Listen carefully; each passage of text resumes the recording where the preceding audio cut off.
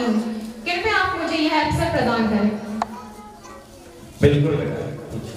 Sir, जैसा कि हम सभी जानते हैं कि हमारे जीवन में शिक्षा अत्यंत आवश्यक है और शिक्षा के साथ साथ अच्छे संस्कारों का होना भी अत्यंत महत्वपूर्ण है। तो सर, मेरा प्रश्न यह है कि आज की शिक्षा प्रणाली में कौन से ऐसे परिवर्तन हैं जिन्हें आप आवश्यक मानते हैं, जो विद्यार्थी को न केवल ज्ञान दे बल्कि अच्छे संस्कार भी दे। इसको हम लंबे समय तक झेलते भी रहे, बाद में उत्तरोत्तर में कुछ परिवर्तन हुए, लेकिन 2020 में जो बिटिया ने पूछा है कि नई शिक्षा पद्धति, क्योंकि मैं शिक्षा समिति में आप सबके माता पिता के आशीर्वाद से, आपकी सद्भावनाओं से, गुरुओं के आशीर्वाद से मैं देश की मोदी जी की शिक्षा समिति का सदस्य भी हूँ और उसमें 17 और 18 तारीख को मैं लद्दाख जा। तो मैं आपको ये बताना चाह रहा हूँ शिक्षा नीति में, नई शिक्षा नीति में कैसे व्यवहारिक उसको किया जाए। तो हमारे यहाँ एक हवा पैदा किया गया था कि बिना अंग्रेजी के कुछ हो नहीं सकता, और इसलिए अंग्रेजी अच्छा विषय है, अन्य भाषाएं भी अच्छी है, हम उनके विरोधी नहीं, लेकिन हमारी मातृभाषा को भी सर्वोपरि रखा जाए। से हूँ। ज्ञान के इस पावन अवसर पर मैं एक शिष्या के रूप में आपसे एक मार्गदर्शक प्रश्न पूछने का साहस कर रही हूँ, कृपया आप अनुमति दे दो। बिल्कुल बेटा। तो सर, मेरा प्रश्न यह है कि आपने आपके गुरुओं से ऐसा क्या सीखा जो आपके लिए सबसे महत्वपूर्ण था, कृपया हमें बताइए। उस प्रार्थना में कोई ना कोई गुरु आपको शिक्षा देता है, देते ना बच्चे, चाहे प्रिंसिपल सर, चाहे डायरेक्टर सर, कोई ना कोई बात बताते होंगे और हमको कभी कभी वो बोरियत लगने लगती। मेरा आपसे निवेदन, उसको बोरियत मत मानना, वो जीवन की सबसे बड़ी सीख है जिसने हमको वो ज्ञान जो गुरु हमको दे रहे हैं, कक्षा का ज्ञान अपनी जगह, व्यवहारिक ज्ञान अपनी जगह, जीवन में शिक्षक के सबसे ज्यादा यदि हमने सीखा है तो शिक्षक जो अनुशासन हमको देते हैं, उस अनुशासन को अपने जीवन में उतारो, आप अपने आप सफल हो जाओगे। घंटा तो आप विद्यालय में रहते हो, 18 घंटा आप घर में भी रहते हो, समाज के बीच में रहते हो, उन 18 घंटे में आपका क्या व्यवहार है, ये आपके शिक्षक, क्योंकि आज भी जब आप मस्ती करोगे तो आपसे कोई नहीं पूछेगा।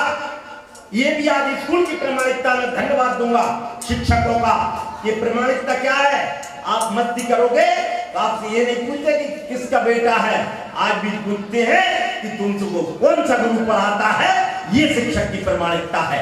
इसलिए मैंने उसी दिन सोच लिया था कि आज मैं सबके सामने बोल नहीं पाया, एक दिन मैं बोल के बताऊंगा और उसका परिणाम आपके सामने। इसी बच्चों को यही कहता हूँ, शिक्षक किसी भी रूप में मैंने दोनों रूप बता दिए, अनुशासन वाला रूप और विद्रूप भी आपके सामने रख दिया। ग्रहण आपको करना बेटा, इसलिए उनकी बातें मानकर, सर्वोपरि मानकर आप ग्रहण करना शुरू करें। सर, आपके इस उत्तर के लिए बहुत सादर प्रणाम। I am Pragya Mehra from class 5th। मेरे मन में एक प्रश्न है, क्या मैं पूछने का सौभाग्य प्राप्त कर सकती हूँ? हाँ बेटा। सर, कई बार मुझे मैथ समझने में कठिनाई होती है, मैं कोशिश करती हूँ फिर भी गलती हो जाती है। मेरा प्रश्न है कि जब आप हमारे जैसे छात्र थे तो क्या कभी आपको पढ़ाई में कठिनाई हुई थी? अगर हाँ तो आपने उसे कैसे दूर किया? बहुत बढ़िया बेटी की बहुत तारीफ है। हवा भी बिटिया ने बता दिया। हवा जानते हो ना, डर। मैं अपनी भाषा में बोल देता हूँ तो कभी कभी लोग उसको भी आगे ले जाते, चिंता मत करो, बुंदेलखंडी है, वही रहेगी। तो बिटिया ने जो पूछा बहुत महत्वपूर्ण है, और ये बच्चे यदि सीख जाए। आपकी रब क्या नाम बताया बेटा? प्रज्ञा मेहरा। प्रज्ञा दीदी की मैं जो भी इनके क्लास टीचर है उनसे पहला निवेदन करता हूँ, इस बिटिया की रफ कॉपी चेक करना है। रफ कॉपी यदि आप चेक करोगे, आपको प्रैक्टिस करनी बार बार, और गणित प्रैक्टिस से आती। गणित कोई कठिन विषय नहीं, गणित यदि तुमको समझ में आ जाए तो उससे सरल विषय नहीं है बेटा और बेटी, तो सबके लिए बता रहा हूं। मैं भी गणित का 12वीं तक छात्र रहा हूं, 12वीं के बाद परिस्थिति जन्य मैंने विषय बदल लिया, और इसलिए मैं आपको बता रहा हूं।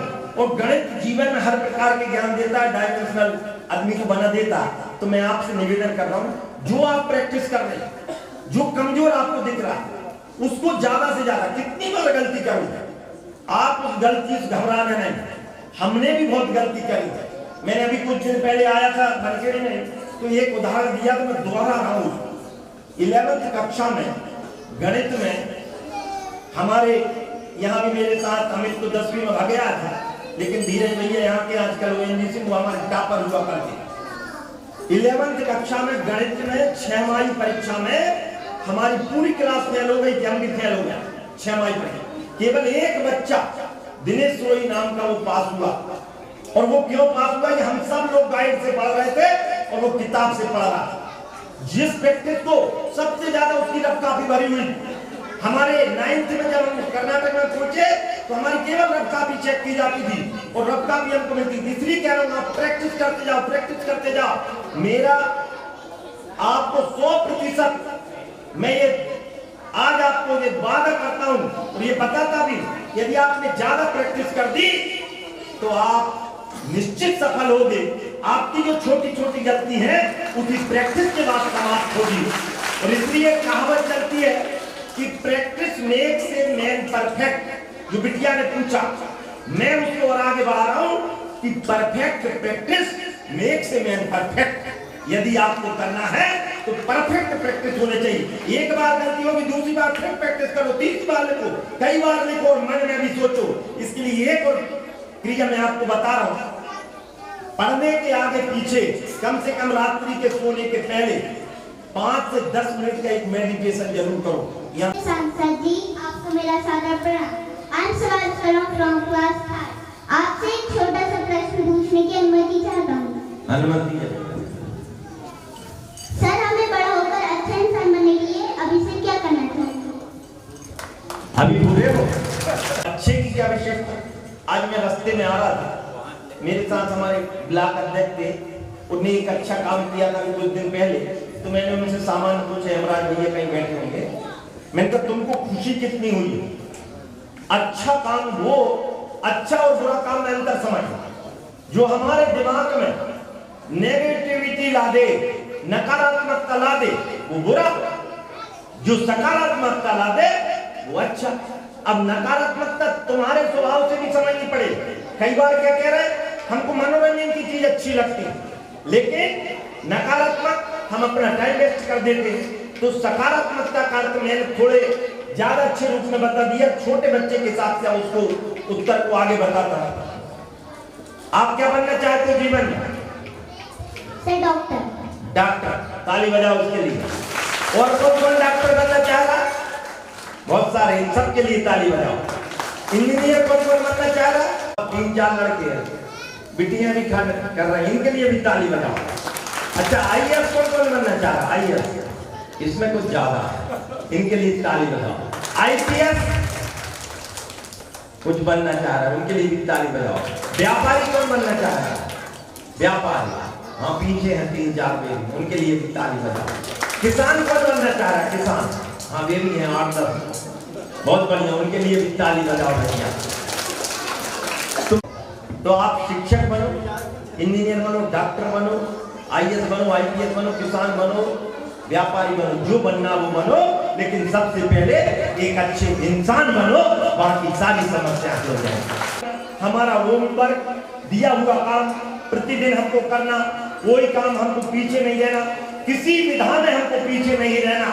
खेल में भी हम अव्वल बने, बोलने में भी हम अव्वल बने, पढ़ने में भी अव्वल बने। और इसलिए अच्छे इंसान क्या, जो दूसरों का हित करे, खुद से हट के सोचे।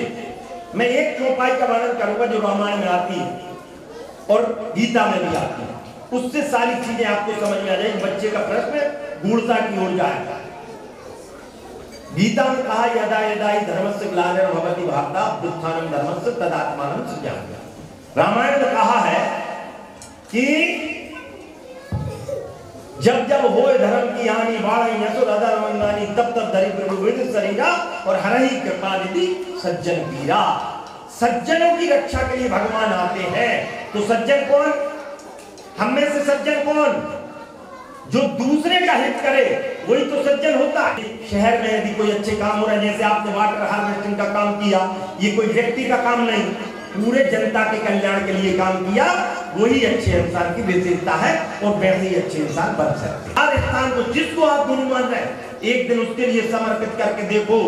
गुरु हमेशा सही शिक्षा ही देगा, आपको ज्ञान सही दिशा में ले जाने का काम करेगा।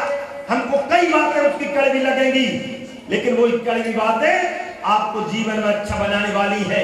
इसलिए मेरा निवेदन है कि उस ज्ञान को आप भरपूर पाने का काम करो और अपने आप को परफेक्ट भी बनाओ। ज्ञान के प्रति हमेशा लगातार उसको पढ़ने की आदत डालो। आप के मन में क्यूरियोसिटी हमेशा बनी रहे। क्यूरियोसिटी रहेगी तो कैपेबिलिटी आपकी अपने आप बढ़ जाएगी, और कैपेबिलिटी बढ़ाने के लिए कंटिन्यूटी हमेशा बनी रहेगी। ये आपसे मैं आज निवेदन कर रहा हूँ, क्योंकि आज तो मैं विद्यालय में आया हूँ। बच्चों के ये KG 1 से लेकर 12th तक वाले बच्चे, इसे कभी कभी केवल 9th से 12th वालों की अलग, 6th से लेकर 9th वालों का अलग, और 1st से लेकर KG वालों की, तीनों प्रकार की एक सी शिक्षा नहीं दे सकते। कुछ बच्चों को समझ में आएगी, कुछ को नहीं आएगी। यदि आपका विद्यालय बहुत अच्छा है तो एक बार जोरदार ताली से विद्यालय परिवार का स्वागत करें। जिनमें ताली नहीं बजाई उनके लिए अच्छा नहीं लग रहा, और इसलिए इस विद्यालय का सम्मान आप करो, गुरु का सम्मान करो, तो आपकी सफलता अपने आप आपको मिल जाएगी। आप अच्छे इंसान भी बन जाओगे, और एक दिन केवल अपने परिवार का नहीं, इस रावतपुरा का नहीं, आप पूरी बनखेड़ी और देश का नाम भी अच्छा करोगे। इन्हीं भावनाओं के साथ बोलो भारत माता की, नंदा मैया की, हर हर नर्मदे। महत्व की कुछ जानकारियां प्रस्तुत करना चाहता हूँ। जल ही जीवन है, यह वाक्य हम सभी ने कई बार सुना, परंतु क्या हम सच में इसके महत्व को समझते हैं? बनाए जाते थे जो वर्षा जल को संग्रहित करते थे। दक्षिण भारत के चेर शासन काल में भी जल संरक्षण की उन्नत प्रणाली थी। इन ऐतिहासिक उदाहरणों से पता चलता है कि हमारे पूर्वज जल के महत्व को भली भांति समझते थे। वर्षा जल का उपयोग बुद्धिमानी से करते थे, और इसी श्रृंखला में पानी के महत्व एवं वर्तमान परिदृश्य में जल संकट के निवारण के लिए हमारे संस्था के मार्गदर्शक एवं संचालक महोदय श्री विवेक जी पलिया द्वारा यह संकल्प लिया गया कि जो जिसका है उसे लौटाएंगे, और जो वर्षों से प्रकृति से लिया है उसे प्रकृति को वापस पहुंचाएंगे। इसी संदर्भ में इसी लक्ष्य को प्राप्ति के लिए आज हमारे विद्यालय में 15,000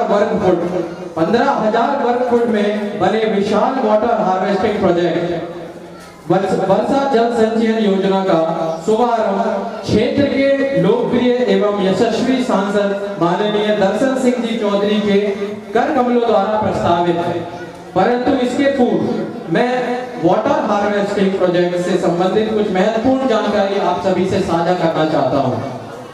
वर्ष भर में हमारे अंचल में औसतन बारिश के अनुसार जब हमने गणना की कि हमारे 15,000 वर्ग फुट के वाटर हार्वेस्टिंग प्रोजेक्ट कितना जल संचयन करेगा, तो हमने पाया कि हर वर्ष लगभग 11 लाख लीटर पानी संरक्षित कर पाएंगे, जो कि कहीं ना कहीं एक बहुत बड़ा आंकड़ा है। साथियों, यदि हम आज भी जल संरक्षण के पारंपरिक तरीके को अपनाएं और इसे विज्ञान के साथ मेल करें, तो हम भविष्य के जल संकट से बच सकते हैं। आइए हम सभी यह संकल्प लें कि हम वर्षा जल को व्यर्थ नहीं जाने देंगे। जल बचाओ जीवन बचाओ, यह केवल नारा नहीं बल्कि हमारा कर्तव्य होना चाहिए। बहुत बहुत धन्यवाद। जोरदार ताली बजाएं।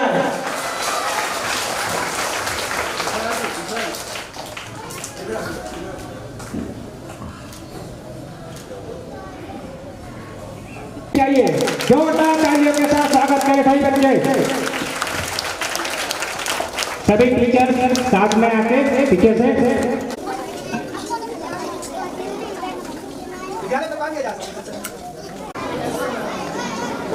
भाई अभी मत जाना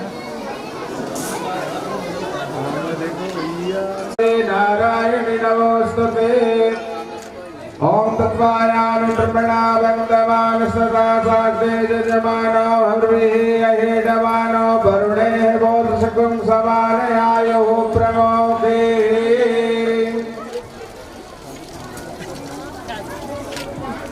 बहुत